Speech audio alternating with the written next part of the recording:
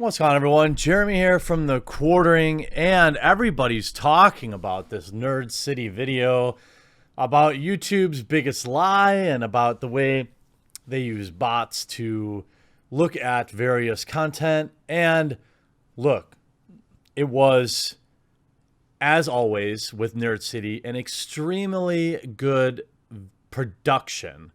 Very good video. For me, as a creator, it provided no new insight and no new information. However, I'm like 0.0000001% of the people who need to see it. And I think the general audience, it was a great way to put together these terms. Over 15,000 terms they tested. I just wanted to take a quick second to talk about a product I've been using recently that offered to sponsor this video. Dashlane. Dashlane is a cross-platform password manager and digital identity application that makes it easy to manage everything. They autofill all your personal info like addresses, credit cards, and passwords. They also generate super secure passwords, plus all the passwords that you do store with them are encrypted, making their password manager the safest place to store your info. Dashlane can be your one-stop shop for your digital identity by managing all of your passwords so you don't have to keep track of each one. Your personal info and financials, making your digital life safe and more secure. Dashlane works across all devices, including Apple products, PC, Android, Safari, and Chrome. Give it a try free on your first device. Head to dashlane.com/quartering. And some of them are interesting while most of them are pretty obvious. Now, many of you have often noted that I'll dance around certain words. This video is why. I've learned over time that certain things you say can be said another way. And when you say it another way, you get that beautiful green instead of that yucky yellow. Now, in the past few days, YouTube has clearly been messing with it, as I've had many yellow videos now. I thought I had everything figured out, but clearly everything about the Joker movie is a hot button issue, and a couple other topics apparently I covered. 2K Games sending people to a modder's house. That video not only was yellow checkmarked, but also confirmed. My video about the Joker press getting cut, that video was yellowed and also confirmed by manual review. That's the most frustrating part about it. There's nothing in that video remotely controversial. But I think that there are fundamental problems with the Nerd City video that I want to talk about, but I want to talk about them in an extremely respectful manner because I'm a fan of their channel and the video itself is excellent and will easily do more good than harm. But it does perpetuate this whole YouTube is demonetizing or YouTube is doing this type of thing. That's not really entirely true. And the idea that videos are yellowed is definitely different than them being confirmed by manual review. Somewhere around 90% of the videos that I produce that are yellowed end up approved totally fine, which is frustrating and stressful. One of the most important things they talked about in their video is the unending stress creators have with the lack of transparency, and that is very real. It does bother me because I don't know what words to say. I don't know how that list changes over time. And they do point out accurately, I might add, the fact that YouTube has always hid behind this guise that if we tell you the words that you can't say, then people are just going to use other words. Well, we're already doing that. Any creator who cares about what's going on with their videos already knows that. And people that will argue, oh, well, I just don't care about money. Yeah, okay, fine. That's easy to say when you're 12 and living at home. But the reality is, not just in terms of ads, but it's very real, and it's been proven statistically that once videos are checked off as that, they receive significantly less views. And that ultimately is what really hurts. My Joker video was doing great. This morning it was manually reviewed and said it wasn't appropriate, which is baloney sausage anyway. And now the video has completely stopped being recommended. It is a system that unfairly hits people who cover historical events. If you're covering, major historical battles or things like that, you are likely to be not just removed from monetization, but also suppressed. And that's the part that is the most frustrating as a creator. Sure, especially when you look at, for example, my videos. I'll make 2, 3, sometimes 4 videos in a day. If one of them doesn't get monetized, life goes on for me. I'm not like those creators that will work for a month straight and then have a video demonetized. But I can tell you from personal experience that even that one is extremely frustrating.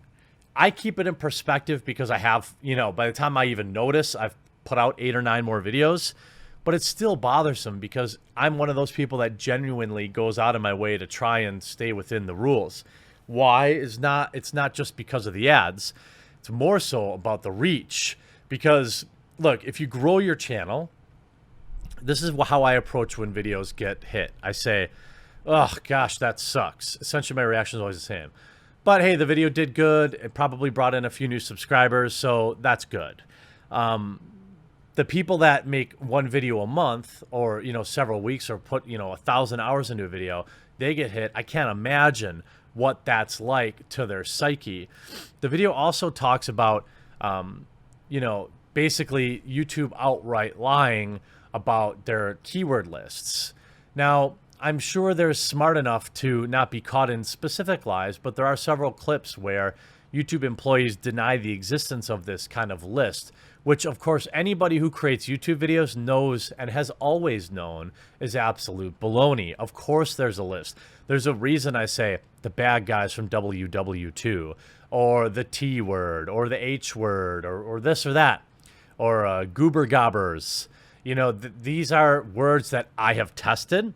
I know for a fact every single time I say them, they're troublesome. And I avoid them. Why? Because I have no option. The idea that YouTube owes me anything is absurd. And that's where even as a creator, I kind of get off this train. The video pushes a lot about how creators are doing work and not getting paid. Well, that's not exactly how it works. YouTube themselves aren't necessarily the ones deciding whether or not your video gets ads. It's the advertisers. Regardless of, for example, what YouTube would classify a particular individual's videos as, they can run ads on it. I run an ad agency. I manage several $1 million a month in YouTube spend alone, all right? There are YouTube channels that I target specifically, and I say I want to be on all videos. There are specific videos I target. At no point does YouTube email me and say, you cannot run ads on these videos. So for most people, if your channel warrants ads, if somebody wants to run ads on your channel, they can. It is not barring you. It is not YouTube making money off your content and you not getting any. If there's no ads on your video, YouTube isn't making money on your video either. Neither one of you are getting paid.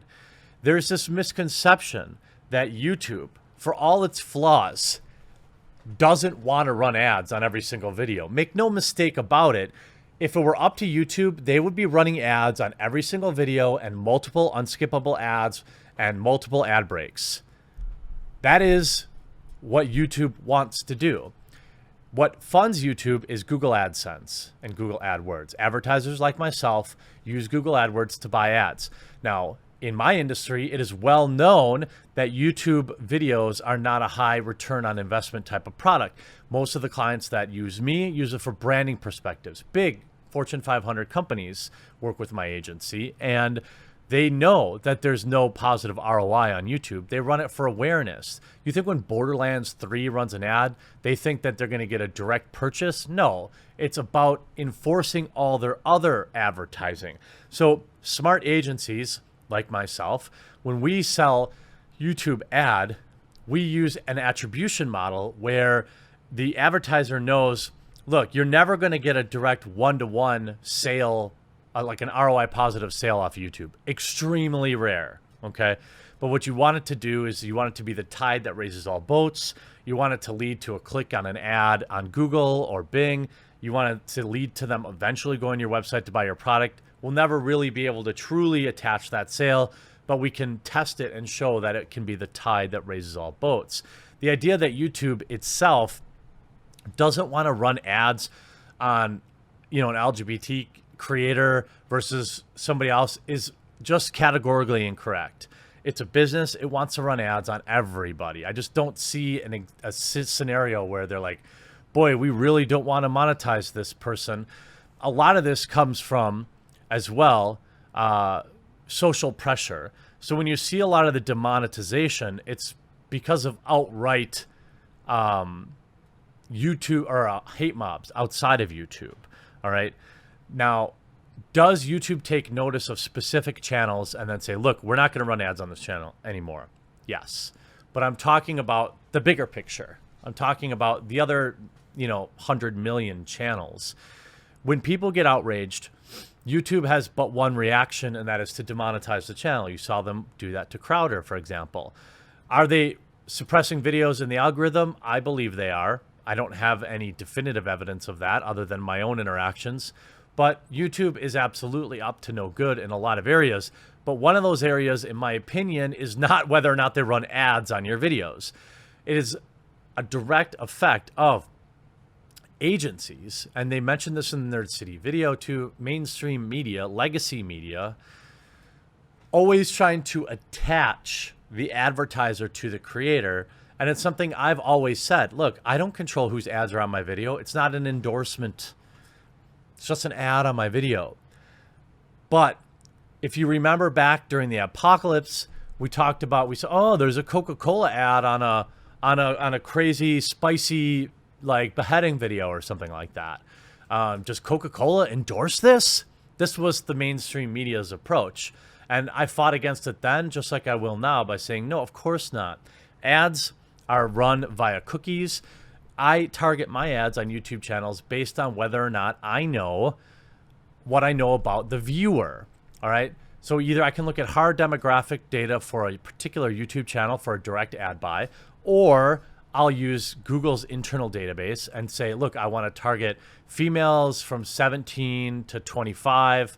Yeah, they're going to end up on like stupid makeup channels or whatever the case may be, but I look at the individual user's demographic, not the content that is displayed on that channel. I don't care. My clients who spend millions of dollars a month on ads don't care. The only people that cared were these outrage media outlets that were trying to attach, Coca-Cola or, a large company to a particular content creator. It doesn't work that way. You can target it that way, but most people don't. Most big companies, first of all, I've never in my life, I've run a search ad agency for over 10 years. I have never in my life had a channel, an advertiser come to me and say, either A, run ads on this particular YouTuber's channel, or don't run ads on this particular YouTuber's channel, or don't run ads around this particular term. It's never happened to me. Now, big brands, sure, but as we saw, even when CNET came after me and got Honda to pull ads off my channel, they're back. They've been back for months. They pulled ads for like a couple of weeks until everything died down, and then they came back. So I think ultimately what Nerd City talked about is something we all knew. This list is excellent, just to kind of put it in perspective.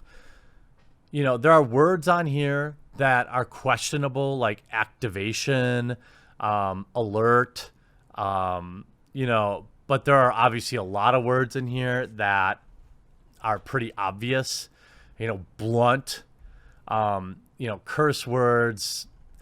This is not YouTube saying, we don't like your video on butt plugs, so no ads for you. This is advertisers saying, hey, we don't want to be on, freaking cream pie videos. You know what I mean? Unless it's a baking video, which is what the manual kind of perspective is. It goes both ways. Here's feminazi. It's not just the disappointing thing is, and obviously this was not Nerd City's intent, or I doubt it was. Words like inside, I don't believe this is true. I've had plenty of YouTube videos with the word inside in them or in the title, I think. Maybe not, though. Some of them don't make any sense. The titles will be, unfortunately, the headlines will be, YouTube is oppressing LGBT creators. That's really not true. If you really want to worry about it, you ask, why are advertisers afraid to spend money here? It's not like an advertiser. This is a frustrating thing for me. It's not like an advertiser wants to advertise on Pride videos, okay? And YouTube is telling them no. That's not how it works. That's not how any of this works. That's never how this has worked. So, and I think that is one of the takeaways that people will get from watching the Nerd City video. I think ultimately it's good to raise awareness around this type of thing, but it's not how advertising works. If people want to advertise on a particular video, they'll do it. If people want to not advertise on a single creator, they'll do that. YouTube is doing its best to try and identify which words are, but as you can see, with over 15,000 words tested, it's fair to say that most of these are not that, most of these are not impressive. Most of these are words that any idiot would have known isn't going to get ads. There's some interesting ones, of course, but for the most part, what we need now is transparency. The best point Nerd City made, one that I so strongly agree with, is simple.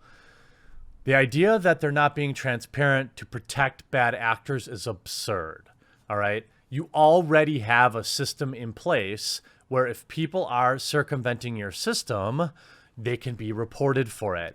If you want to tell me that I can't put boner in the title and you want to, and I put like an eggplant emoji and you say, hey, this is a community thing, you can't go around it, this is clearly what you're doing, I don't know that you'd really have a fair argument against that. I don't know that any creator could say, hey, I was knowingly trying to avoid this list of terms that I know I can't use. I used an emoji and they caught me. Oh, boo-hoo for me. I don't think that's the case. I think the best thing for YouTube to do would to, of course, be transparent so creators know, and they should also be transparent on how advertising actually works, because YouTube, in my opinion, would love to run ads on all of our videos all of the time.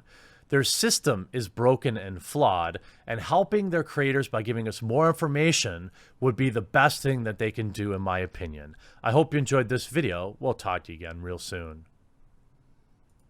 Hey, thanks so much for watching this video, and I really hope you enjoyed it. Above, you'll find some links to watch more videos, as well as a nice big button to subscribe, which I hope you'll do. If you did enjoy it, make sure before you go that you leave a like and a comment on the video, because you are the #1 reason this channel continues to grow, and I appreciate you.